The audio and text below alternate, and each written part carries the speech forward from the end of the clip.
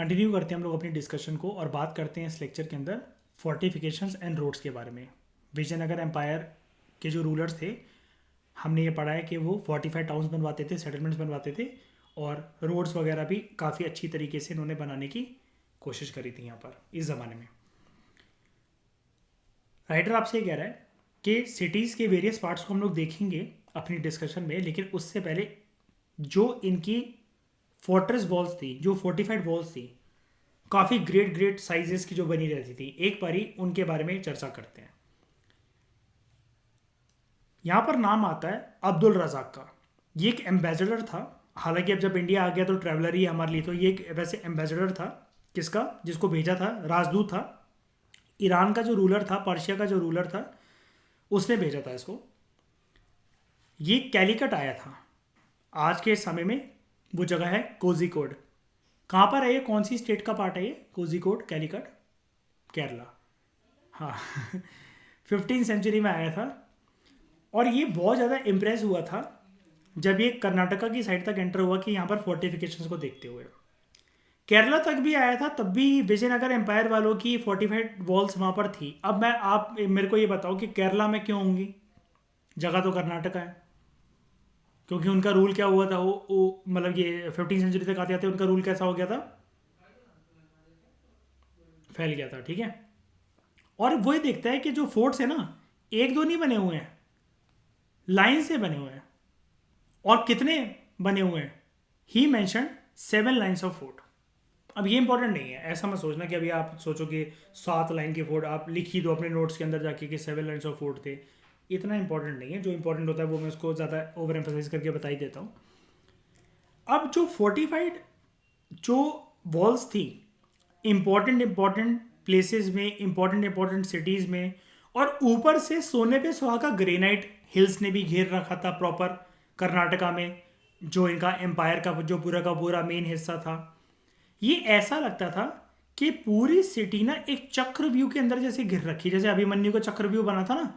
दूर से कोई देखे पहाड़ी इलाके से तो ऐसा लगेगा कि भाई प्रॉपर तरीके से ना ये ऐसे एक स्ट्रक्चर है कि जिसमें जाना ही मतलब इतना तिगड़म वाला काम है कि ऐसा लग रहा है ये पूरी की पूरी एक प्रकार से ये भूल भुलैया हो जैसे।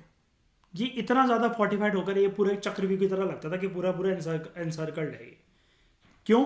एक तो फोर्टिफाइड वॉल्स इन्होंने बनाई, ऊपर से ग्रेनाइट हिल्स जो कि नेचुरल फॉर्मेट के अंदर वहां पर देखने को मिलते थे, उधर की टोपोग्राफी ऐसी थी। उसके जो खेतीबाड़ी वाले इलाके थे और जो कुछ कुछ जंगल थे, ये भी उसी के अंदर होते थे। तो ये और ज़्यादा प्रॉपर तरीके से कंफ्यूजिंग स्ट्रक्चर लगता था। यानी कि आप ऐसा मान लो कि खेतीबाड़ी वाले इलाके भी यहाँ पर है, जंगल भी यहाँ पर है, ठीक है। ये पूरा का पूरा इलाका ऐसा भूल भुलैया टाइप से मतलब बना हुआ था, अगर कोई इसको हिल पे चढ़ के एरियल व्यू से देखे। आउटर मोस्ट जो वॉल थी, they link the hills surrounding the city. यहां पर बहुत ज्यादा अमाउंट में मेसेंट्री कंस्ट्रक्शन होती थी। ये मेसेंट्री कंस्ट्रक्शन क्या है?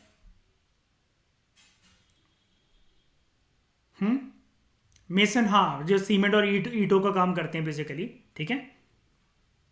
नो मोटार और cementing agent was employed anywhere in the construction. देखो, कोई भी चीज चिपकाई नहीं गई है सीमेंट और ये मोटार का मदद से, जिप्सम वगैरह की मदद से। तो करा कैसे गया भाई? ये बिच कैसे गया पूरा का पूरा फोर्टिफाइड सेटलमेंट? इतने लंबे लंबे फोर्टिफाइड सेटलमेंट कैसे बना डाले? यही तो इनकी खास बात है। इन्होंने बड़े बड़े जो पत्थर होते हैं ना, एक्चुअली जो स्टोन ब्लॉक्स लिख रखा है ना, आप जानते होगे, एक होता है स्टोन। स्टोन का पापा कौन होता है? सबसे बड़े फॉर्म का स्टोन कौन सा होता है ज्योग्राफी के अंदर? पागल हो गए? माउंटेन तो पूरा पहाड़ है, हनुमान जी थोड़ी ना है ये उठा के रख देंगे पहाड़ को। Boulders, boulders, boulders. बोल्डर ना बहुत बड़ी चट्टानी होती है, जैसे जो उत्तराखंड में खिसक के चली आती ना, जो ट्रक को ढसका के ले गई पूरा का पूरा, धड़ाम धड़ाम धड़ाम करके ऊपर से गिरी। क्या होती है? नहीं नहीं, वो नहीं भाई, इतना भी नहीं जाना है, ठीक है। आप बस इतना समझो, लार्ज साइज के जो स्टोन थे, अशोका जैसे पूरे के पूरे पहाड़ को कटवा देता था ना, तो ऐसे ये large large rocks and stones के पहाड़ को बोल्डर्स कटवाते थे वहां से बड़ा बड़ा। अब बोल्डर दिखता कैसा है ये मैं आपको जैसे अगर दिखाऊं ना, यूट्यूब पे ये गूगल इमेजेस पे तो चलो कुछ भी आता है, लेकिन मैं आपको यहाँ पर बताता हूँ। जैसे मैं मान लो अगर ये रॉक है ना, ये बोल्डर है, अगर ये रॉक है या स्टोन है तो ये बोल्डर है, ठीक है। अब यहां से जब इतना बड़ा बोल्डर है तो अब इसको काट के ना शेप दी जाएगी।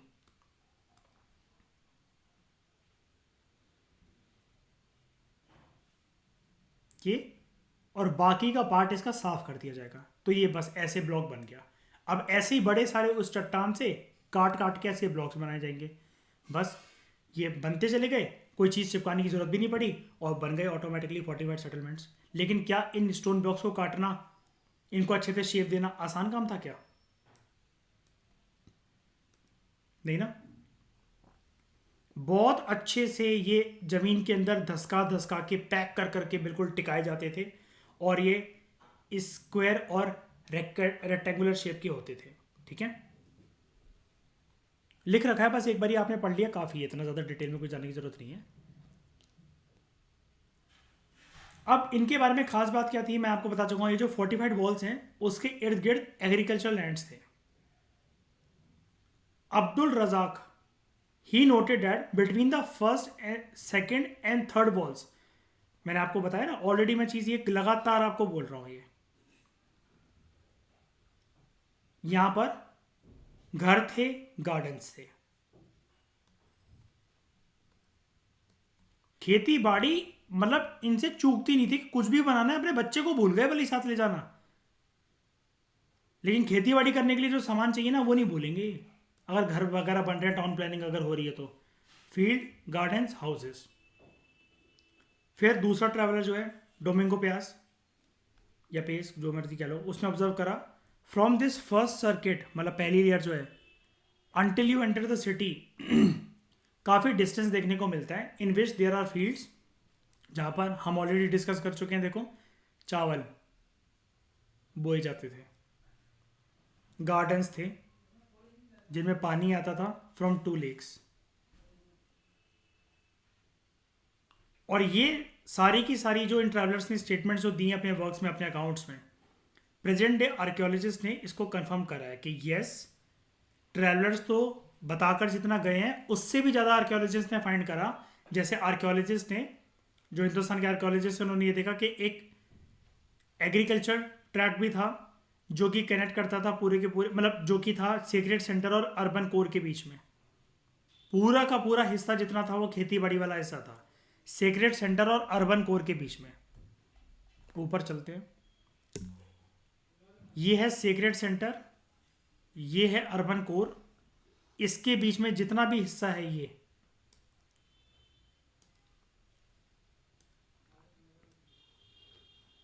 ये सब खेती बाड़ी है। और ये जो एग्रीकल्चर में सप्लाई करने के लिए जो पानी के डक्ट की बात कर रहे हैं ना, ये है वो एक्यूडक्ट। पानी आएगा नदियों लेक वगैरह से और यहाँ पर चैनल्स के थ्रू जाएगा। जैसे मतलब आप इसकी शेप देख रहे हो एक बार को, ऐसे जा रहा है, ऐसे जा रहा है, ये और ये, तो पानी यहाँ पर अगर आएगा किसी लेक वगैरह से तो ऐसे होते होते यहाँ पर जाएगा। और डेफिनेटली अगर आप दूर थोड़ा सा इसको अगर देखो तो यहाँ पर कुछ ना कुछ आपको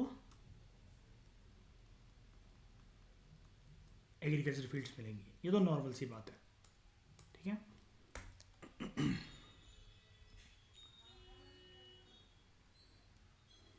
अब वो आपसे पूछ रहा है कि आपको क्या लगता है कि ऐसा कि ये जो एग्रीकल्चरल जो ट्रैक्ट्स हैं, अच्छा एक और लाइन हमारे ऊपर रह गई, ये जो एग्रीकल्चर ट्रैक्ट्स है मतलब यहाँ पर ये इलेबोरेट कनाल सिस्टम से कनेक्टेड थे, तुंगभद्रा रिवर से यहाँ पर पानी आता था, ये हम ऑलरेडी पढ़ चुके हैं, ठीक है। अच्छा वो आपसे पूछ रहा है कि ये जो खेती बाड़ी वाले जो इलाके हैं, जो ये हिस्से हैं, ये फोर्टिफाइड सेटलमेंट के अंदर क्यों इनकॉर्पोरेट करे जाते थे, बताओ क्यों होते थे इनके बीच में?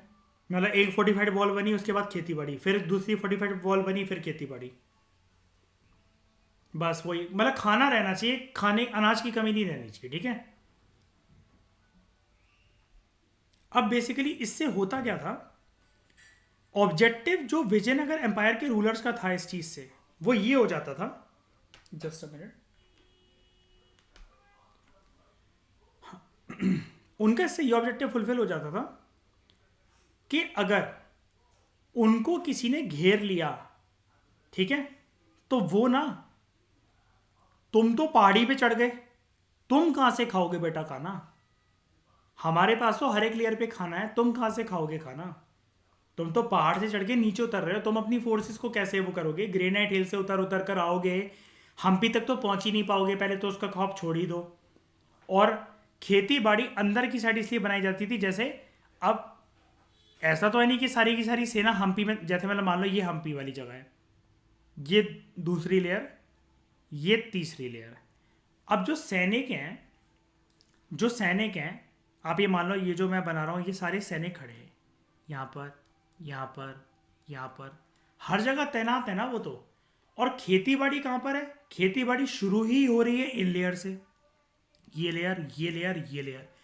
तो जो सबसे पहले ऊपर से आएगा उसके पास वो चलो मार गिराएगा इन फोर्सेस को। नीचे कैसे आओगे? टिक कैसे पाओगे? इतने इतने दिन पहाड़ियों पे चढ़ चढ़ के नीचे कैसे आओगे? दूसरी सेना की लेयर तुम्हारा इंतजार कर रही है, तीसरी लेयर तुम्हारा इंतजार कर रही है। और तब तक हम, इनकी एक और स्ट्रैटेजी होती थी, डोमिंगो पेस ने क्या बताया था, पूरा एरिया ऐसे लगता था जैसे एनसर्कल्ड हो, भूल भुलैया टाइप का एरिया हो, है ना, कि घूम फिर के पता नहीं एक ही जगह पर आ गए, जैसे पहाड़ी से देखा जाए। कोई बात नहीं, तुम यहाँ से उतरो, एक ही जगह से तो उतर पाओगे, ये घूम के पीछे से जाके आक्रमण कर देंगे, दूसरे पहाड़ियों पे चढ़वाएंगे। कि तुम अपने सैनिकों को बोलेंगे, जैसे मैं इसको मिटाता हूँ ज़रा एक मिनट के लिए, ताकि आपको क्लियर अंडरस्टैंडिंग दे सकूँ। अपने सैनिकों को बोलेंगे कि तुम एक काम करो, ये लोग यहाँ से चढ़ रहे हैं ना, तुम इस तरफ से चढ़ो,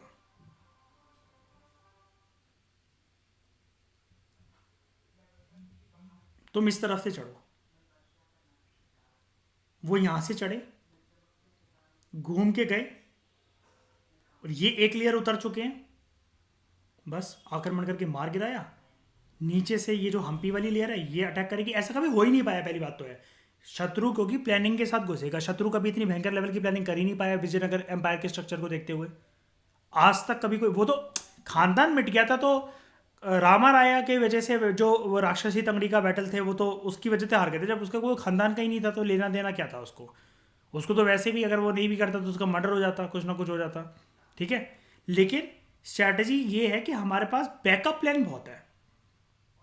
रूलर्स का ये मानना था कि हमारे पास ना बैकअप प्लान भर भर कर है, जिसका कोई तोड़ नहीं है। और ये चीज हमें किसने दी है? एक तो फोर्टिफाइड वॉल्स, ये, दूसरा कुदरत ने, ग्रेनाइट हिल्स। अब क्या होगा?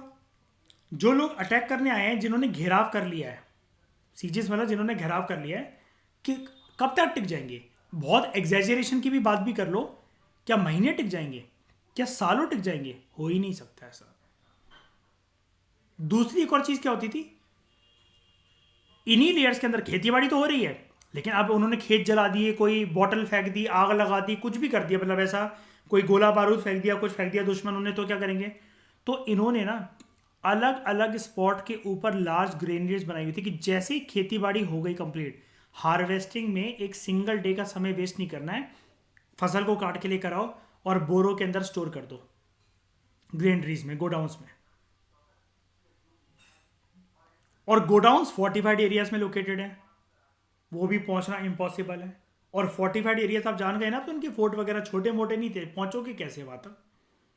जो रूलर्स थे विजयनगर के, इन्होंने, इसका मतलब ये कह रहा राइटर आपसे कि 100 बात की एक बात, इन्होंने अपने खेती बाड़ी के सिस्टम को प्रोटेक्ट करने के लिए बहुत खर्चा करा, और इतनी इलेबोरेट स्ट्रेटेजी अपनाई ना, जिसकी मिसाल जितनी दी जाए उतनी कम है।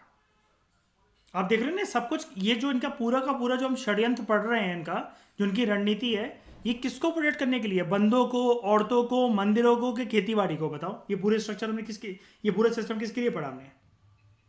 एग्रीकल्चर, ठीक है।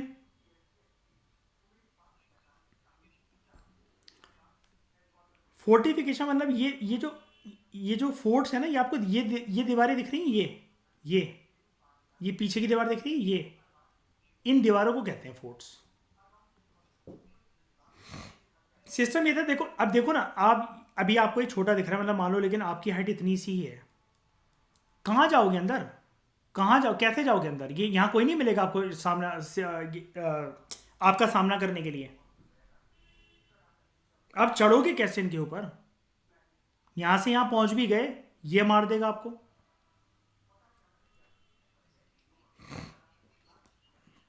नहीं नहीं नहीं नहीं, ये दीवारें बना रखी थी पूरे के पूरे एम्पायर को, अलोंग विद एग्रीकल्चर सिस्टम को, राजाओं को, उनकी सेना को, हर चीज़ को प्रोटेक्ट करने के लिए ये दीवारें बनाई जाती थी, लंबी लंबी, चौड़ी चौड़ी दीवारें, मोटी मोटी दीवारें, ताकि आप अंदर एंटर ना कर सको। इनकी जितना भी मतलब ठोस एम्पायर का रूल है वो अंदर की साइड है, आप ऐसा मान लो।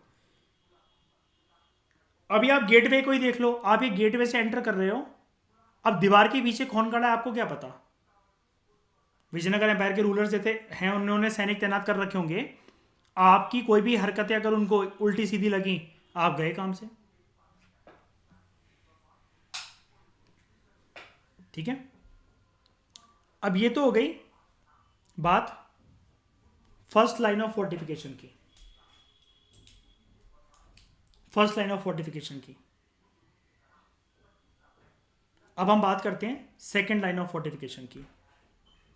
ये रहा, ये जो अर्बन कॉम्प्लेक्स था उसके इनर कोर में ये second line of fortified walls थी, and third line of fortification was around the royal centre. कुल मिलाकर बात यही है, जो हमने तीन चीज़ें पढ़ी ना ऊपर, इसलिए मैंने आपको ये मैप ना शुरू में क्लियर कर दिया था। एक बार के लिए इसको हटाते हैं। ये secret centre, fortification walls, urban core, fortification walls, royal centre, fortification walls, Hampi fortification wall, हर जगह दिखेगी 100 बात की एक बात। ओके, उसके बाद the fort was enter through the well guarded gates. Guard खड़े खड़े रहेंगे वहां पर, आपको इंट्रोडक्शन अपना देना पड़ेगा। ठीक है, कोडवर्ड मांगा जा सकता है अंकिता आपसे यहाँ पर, ये कोडवर्ड बताओ, क्या कहोगे कोडवर्ड? नहीं, तू तारा आ गया दोस्त हमारा।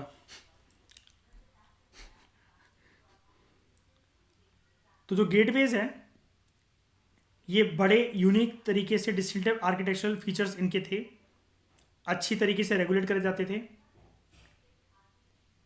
गेटवे के ऊपर जो आर्क है वो फोर्टिफाइड सेटलमेंट तक आपको लेकर जाएगी, और उसके ऊपर एक डोम भी बनाया जाता था, जैसा कि आप यहाँ पर देख लो, सेम चीज थी। फिगर 7.6 के बारे में बात कर रहा है।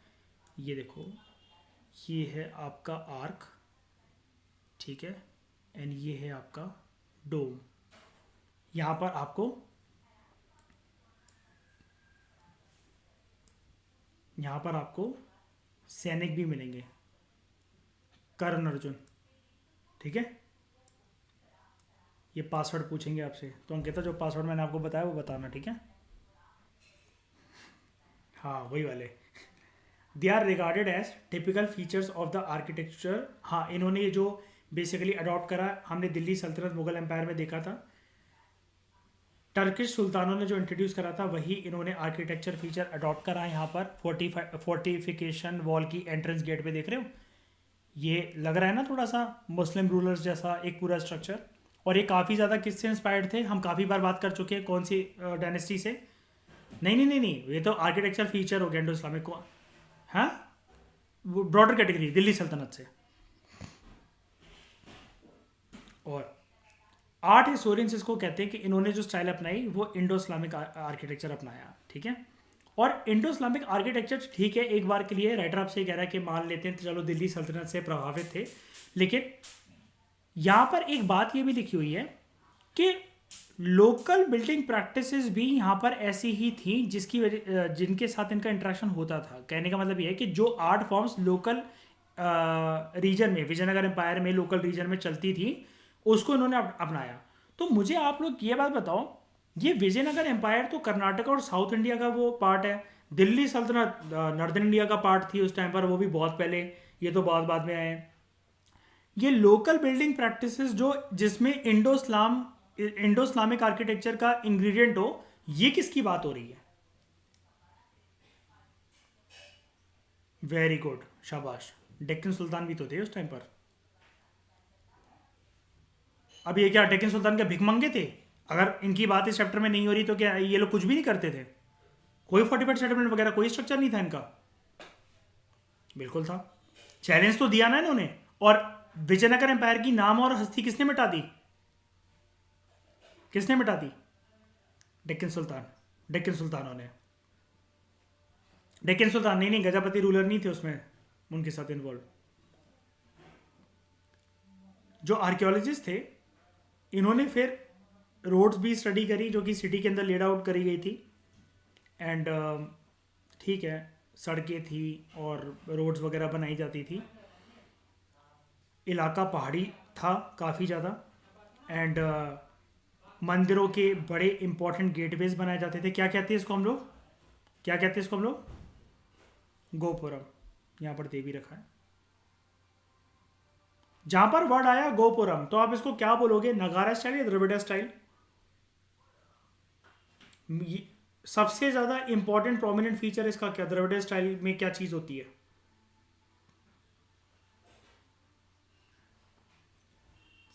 फ्लैट सरफेस कहाँ का? शाइनी जमीन का? गेटवे का नहीं। गेटवे कहाँ दिख रहा है फ्लैट मुझे? टॉप का।